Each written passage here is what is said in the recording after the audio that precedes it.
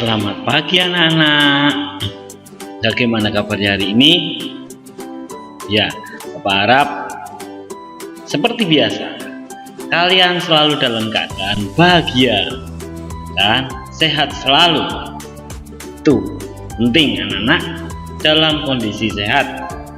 Nah anak-anak, hari ini kita sudah sampai pada tema 3 subtema 1, yaitu hewan dan tumbuhan di lingkungan rumahku. Kita akan belajar muatan pembelajaran IPS, yaitu kenampakan alam dan manfaatnya.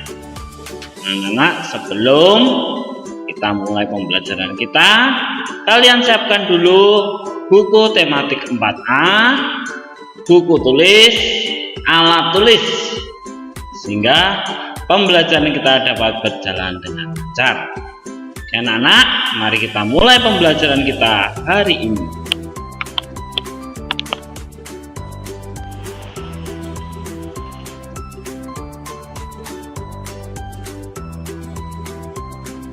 Oke anak-anak, dalam pembelajaran IPS hari ini, kompetensi dasar yang ingin kita raih adalah 3.1, yaitu mengidentifikasi karakteristik ruang dan pemanfaatan sumber daya alam untuk kesejahteraan masyarakat dari tingkat kota atau kabupaten sampai tingkat provinsi. Dan yang kedua, 4.1, yaitu menyajikan hasil identifikasi karakteristik ruang dan pemanfaatan sumber daya alam untuk kesejahteraan masyarakat dari tingkat kota atau kabupaten sampai tingkat provinsi. Jadi itu anak-anak yang kompetensi dasar yang ingin kita raih setelah kita belajar IPS hari ini.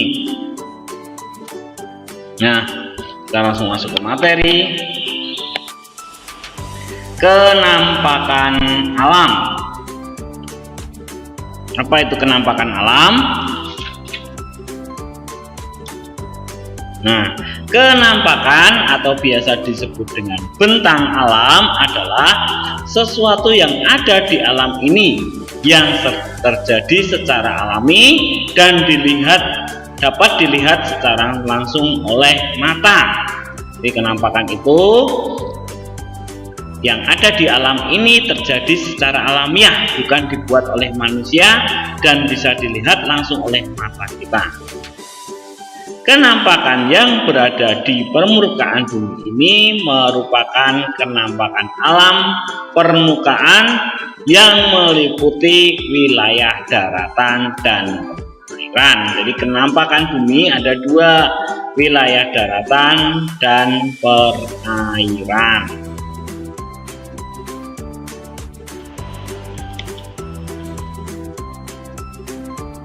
Nah, kenampakan ada dua, wilayah daratan dan wilayah perairan.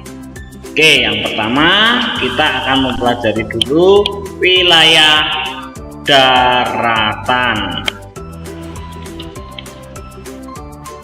Wilayah daratan yaitu bagian dari permukaan bumi yang tidak digenangi air dan berbentuk padat, yang terdiri dari dataran rendah, dataran tinggi, pantai, gunung, pegunungan, tanjung, dan delta.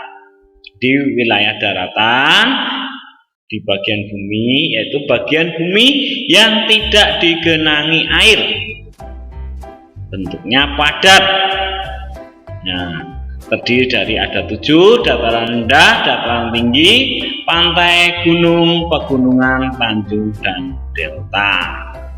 Oke, yang pertama kita akan mempelajari dataran rendah.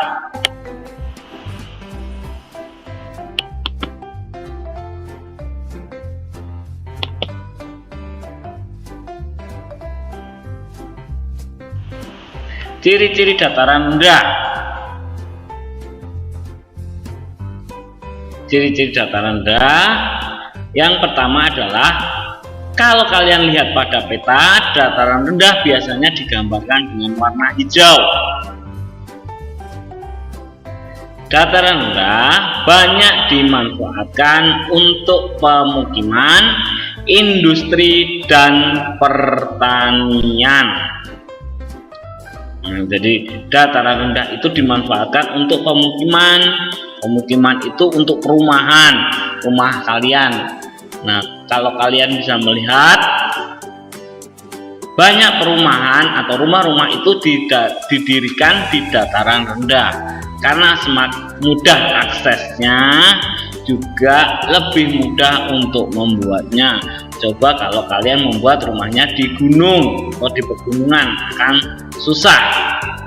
Kemudian industri juga, kalau industri itu lebih membutuhkan transportasi dan mobilitas, maka dipilihlah daerah dataran rendah supaya mudah untuk mengirim barang dan mencari bahan baku. Kemudian pertanian juga, pertanian banyak dilakukan di dataran rendah supaya airnya dapat mengalir dengan lancar. Tanaman yang cocok di dataran rendah adalah padi, palawija, dan tebu. Nah, itu adalah 3 tanaman yang cocok ada di dataran rendah, yaitu padi, palawija, dan tebu.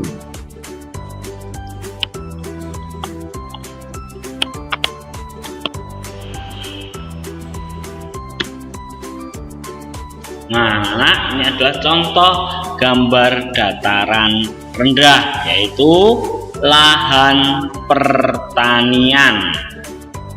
Nah, dimana semuanya rendah kan, tidak ada yang lebih tinggi, maka disebut dataran rendah. Tingginya cuma 200 meter di atas permukaan tanah.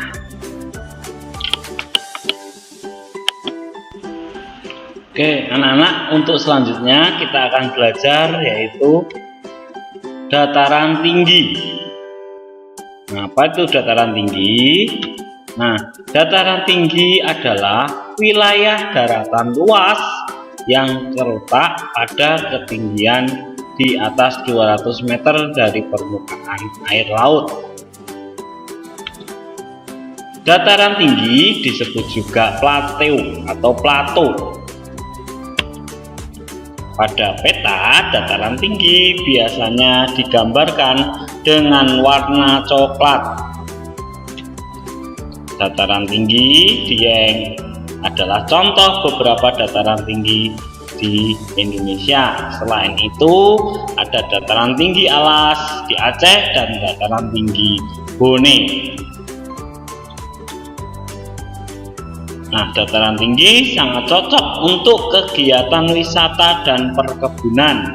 Hal ini karena dataran tinggi biasanya suasananya adalah dingin, sehingga orang banyak berwisata ke dataran tinggi.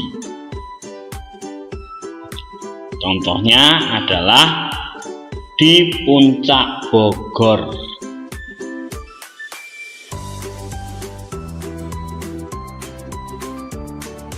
Nah, tanaman yang cocok untuk perkebunan yaitu teh, cengkeh, kopi, sayuran, dan buah-buahan.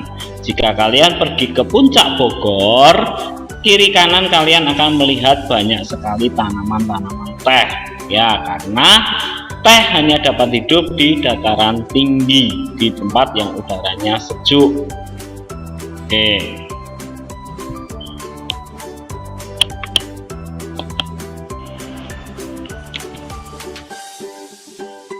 Nah, ini anak-anak contoh dataran tinggi, ya, di atas dataran rendah atau 200 meter di atas permukaan laut, berarti di atasnya dataran rendah. Oke, itu adalah dataran tinggi. Nah, untuk selanjutnya kita akan mempelajari yaitu pantai. Nah, pasti semua pernah ke pantai, bahkan di dekat kita, di sekitar kita pun ada pantai yang sangat terkenal, yaitu apa anak-anak? Pantai Ancol. Nah, kira-kira apa itu pantai?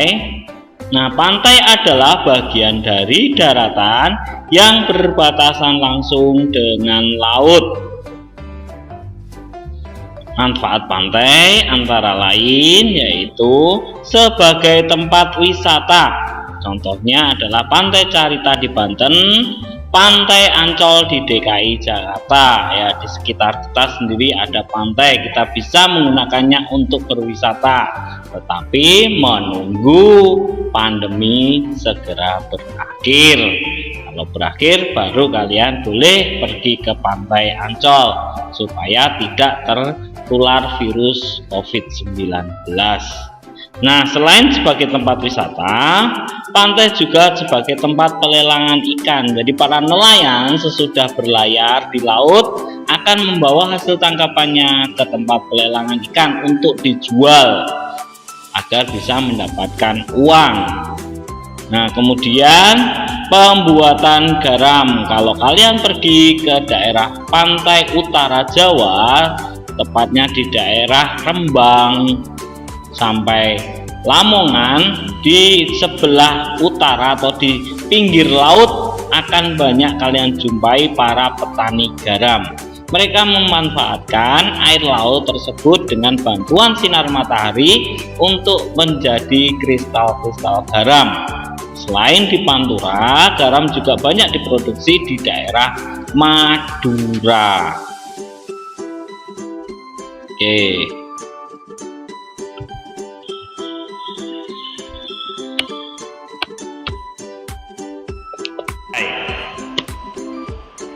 Nah, ini adalah contoh gambar pantai. Nah, siapa yang ingin pergi ke pantai?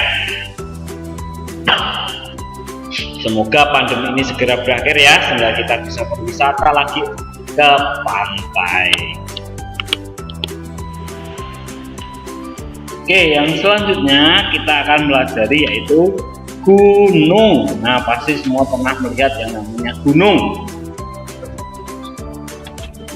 Gunung adalah bagian bumi yang menonjol tinggi dengan ketinggian puncaknya di atas 600 meter. Biasanya gunung itu menonjol dari sekitar-sekitarnya, dia akan lebih tinggi sendiri, maka disebut gunung. Nah, di Indonesia gunung dibedakan menjadi dua, yaitu gunung berapi dan gunung tidak berapi. Gunung berapi yaitu gunung yang masih bisa meletus dan mengeluarkan lava, lahar panas.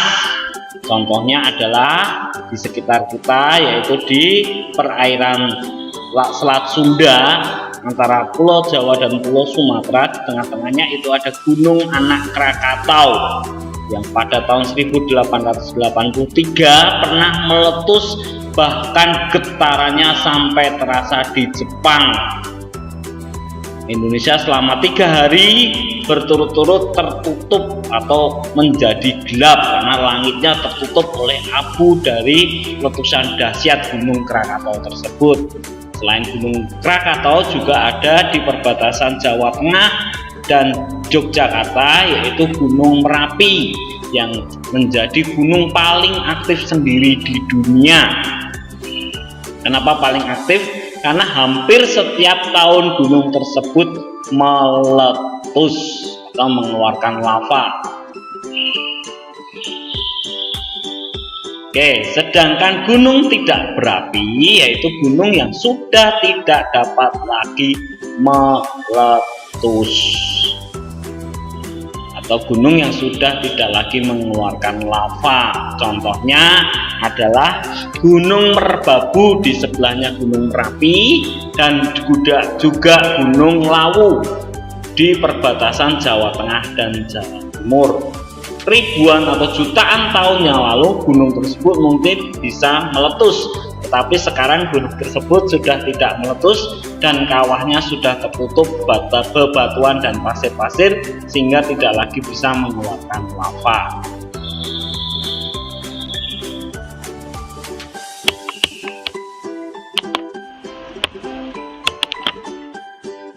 Nah, ini adalah contoh gunung berapi. Ada lavanya, lava pijar atau lahar.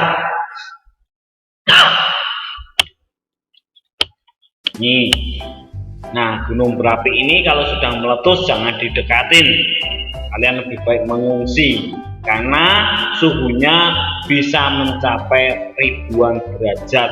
Sudah banyak korban yang menjadi korban keganasan gunung berapi, terutama gunung Merapi, di mana di depan saya sendiri, di depan Pak Guru, bahwa gunung itu benar-benar meletus dan memakan korban jiwa yang sangat banyak.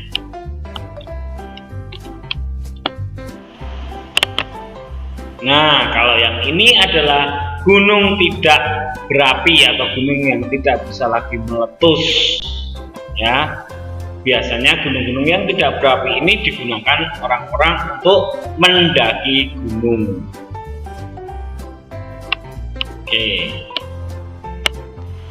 Oke, anak-anak, selanjutnya kita akan mempelajari yaitu pegunungan.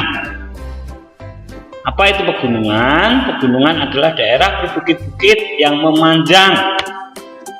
Pegunungan mempunyai ketinggian lebih dari 1.500 meter di atas permukaan laut, dan pegunungan biasanya digunakan untuk tempat rekreasi. Nah, bedanya dengan dataran tinggi apa? Kalau dataran tinggi itu luas tapi hanya di satu wilayah tertentu saja. Sedangkan pegunungan itu biasanya memanjang sepanjang pulau. Contohnya adalah pegunungan Kendeng Utara dan pegunungan Kendeng Selatan yang ada di Jawa Tengah. Kendeng Utara itu ada di bagian utara Jawa Tengah, memanjang dari Jawa Tengah bagian barat sampai Jawa Tengah bagian timur. Atau kalau kalian pergi dari kota Solo ke Jakarta atau dari Jakarta ke Solo, setelah kota Yogyakarta, kalau dari Jakarta itu di sebelah kanan kalian bisa melihat gunung yang berjejer-jejer yang sangat panjang, ya panjang sekali, dari Jawa Tengah sampai Jawa Timur. Itu adalah pegunungan Kendeng Selatan.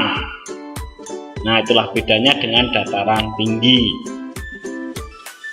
Contoh pegunungan di Indonesia yaitu pegunungan Kendeng di Jawa Tengah yang ada Kendeng Utara dan Selatan, dan juga pegunungan Cibolangit di Aceh, serta pegunungan Bukit Barisan di Bengkulu sampai Jambi. Oke, itu adalah pegunungan. Manfaatnya digunakan sebagai tempat rekreasi. Nah, ini anak-anak gambar pegunungan memanjang juga ada di Jawa Tengah bagian selatan. Kalau kalian naik kereta api dari kota Solo menuju ke Jakarta, kalau pagi hari akan kelihatan sekali ada sebuah gunung yang memanjang atau pegunungan yang memanjang bagian sebelah selatan. Itu adalah pegunungan Kendeng Selatan di Jawa Tengah, yaitu dari Yogyakarta sampai Gunung Kidul, sampai Wonogiri, sampai Pacitan, bahkan sampai Jawa Timur. Itu adalah pegunungan Kendeng Selatan. Oke, berikutnya kita akan mempelajari Tanjung. Tanjung adalah daratan yang menjorok ke laut. Tanjung yang luas disebut semenanjung. Jadi tanjung itu daratannya menjorok ke laut atau masuk ke dalam laut, tetapi masih berupa daratan. Nah, tanjung banyak dimanfaatkan untuk membangun pelabuhan karena wilayahnya yang dekat dengan laut, sehingga kapal-kapal akan lebih mudah bersandar.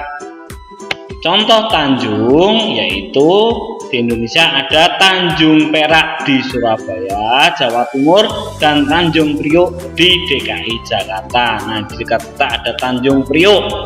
Pasti semuanya pernah lewat Tanjung Priok atau bahkan pernah masuk ke Tanjung Priok.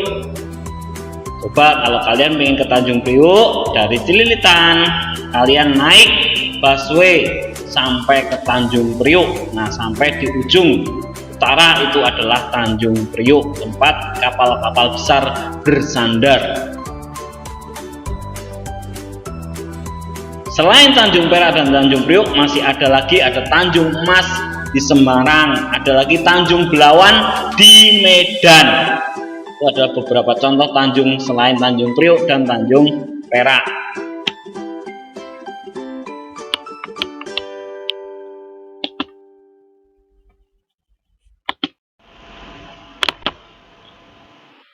Nah, ini adalah contoh gambar tanjung, daratannya menjorok ke laut. Sebenarnya cuma sampai sini, tapi dia menjorok ke dalam laut, maka disebut tanjung. Oke, yang berikutnya adalah delta. Delta adalah daratan yang berada di tengah-tengah sungai. Contoh dari delta adalah delta Sungai Bengawan Solo yang bermuara di Laut Jawa dan delta Sungai Mahakam di Kalimantan yang bermuara di Selat Makassar. Delta itu biasanya terjadi karena adanya sedimen atau tanah di bawah sungai yang naik ke permukaan. Terjadi biasanya pada musim kemarau, ketika air sungai turun maka akan muncul daratan-daratan di tengah sungai. Biasanya akan dimanfaatkan orang-orang untuk tempat memancing ikan.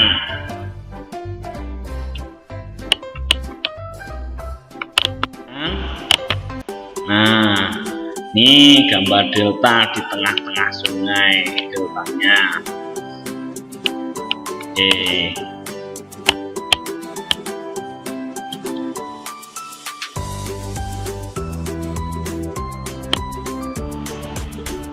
Nah, kemudian kita akan mempelajari wilayah perairan. Nah, wilayah perairan adalah bagian dari permukaan bumi yang digenangi air, yang terdiri dari sungai dan danau. Di wilayah permukaan bumi yang digenangi air itu adalah wilayah perairan. Oke, yang pertama kita akan pelajari yaitu sungai. Sungai adalah aliran air yang panjang yang berasal dari mata air dan bermuara atau berakhir di laut. Biasanya mata airnya ada di pegunungan dan muaranya ada di laut. Contohnya adalah Sungai Ciliwung yang berasal dari mata air di daerah Bogor sana dan berakhir di Laut Jawa di Teluk Jakarta atau di dekat Tanjung Priok. Sungai banyak digunakan untuk sarana transportasi dan irigasi.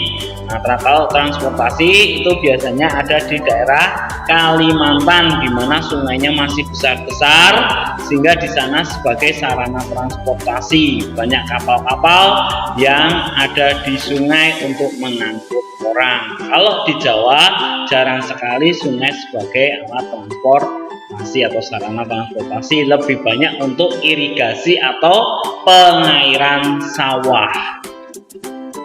Contoh sungai di Indonesia adalah Sungai Kapuas di Kalimantan, Bengawan Solo di Jawa Tengah, juga ada Sungai Ciliwung di Jakarta. Itu adalah beberapa contoh sungai. Oke.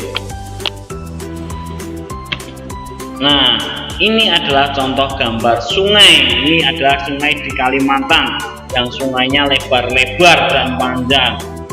Bahkan ada Sungai Mahakam itu panjangnya sampai 3 km.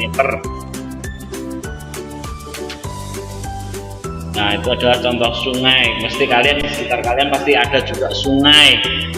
Itu Sungai Ciliwung yang sering banjir. Itu adalah contoh sungai. Oke anak-anak, selanjutnya adalah danau.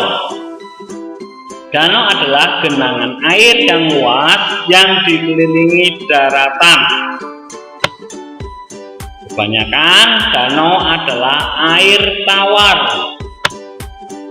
Danau sering digunakan untuk rekreasi dan olahraga. Contoh danau di Indonesia adalah Danau Laut Tawar di Aceh, Danau Toba di Sumatera Utara, Juga ada Danau Batur di Bali. Itu adalah contoh-contoh danau. Nah, kalau danau itu adalah terjadi secara alami, genangan air yang terjadi secara alami. Ada juga danau yang dibuat oleh manusia. Danau buatan ini disebut waduk. Contohnya adalah Waduk Gajah Mungkur di Jawa Tengah, Waduk Jatiluhur di Jawa Barat. Waduk digunakan untuk pengairan dan pembangkit listrik serta untuk rekreasi. Biasanya air aliran sungai yang dibendung untuk waduk itu untuk menggerakkan turbin sebagai pembangkit listrik untuk menghasilkan listrik yang kita nikmati di rumah. Itu adalah waduk.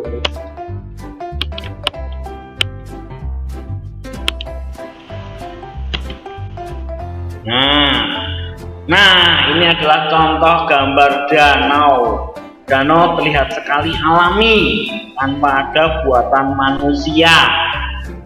Ini terjadi jutaan atau ribuan tahun yang lalu. Ini adalah contoh dari danau. Nah, sedangkan ini adalah waduk. Ini adalah Waduk Gajah Mungkur di Wonogiri. Waduk biasanya itu adalah daerah yang dialiri air secara sengaja. Tujuannya apa? Untuk menampung air. Jadi ketika musim kemarau tidak terjadi kekeringan. Selain untuk menampung air atau untuk irigasi, juga untuk pembangkit listrik dan tempat pariwisata, tempat rekreasi. Itu adalah waduk.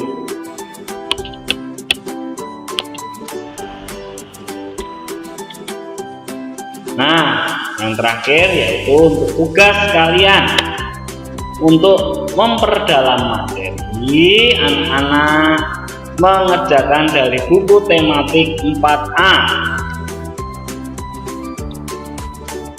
halaman 206 nomor 11 sampai 15, halaman 207 nomor 4 sampai 5, kemudian halaman 221 nomor 1 sampai 12, dan terakhir halaman 223 nomor 1 sampai 3. Dikerjakan ya anak-anak ya. Setelah dikerjakan, difoto dan dimasukkan ke dalam classroom kalian masing-masing. Oke, terima kasih atas perhatian anak-anak semua dalam pembelajaran IPS kita hari ini. Sampai jumpa lagi. Tetap jaga kesehatan, tetap lakukan protokol kesehatan 5M, mencuci tangan, memakai masker, menjaga jarak, menjauhi kerumunan, dan mengurangi mobilitas. Semoga kita semua selalu dilindungi oleh Tuhan Yang Maha Kuasa dari segala macam penyakit. Tuhan memberkati kalian.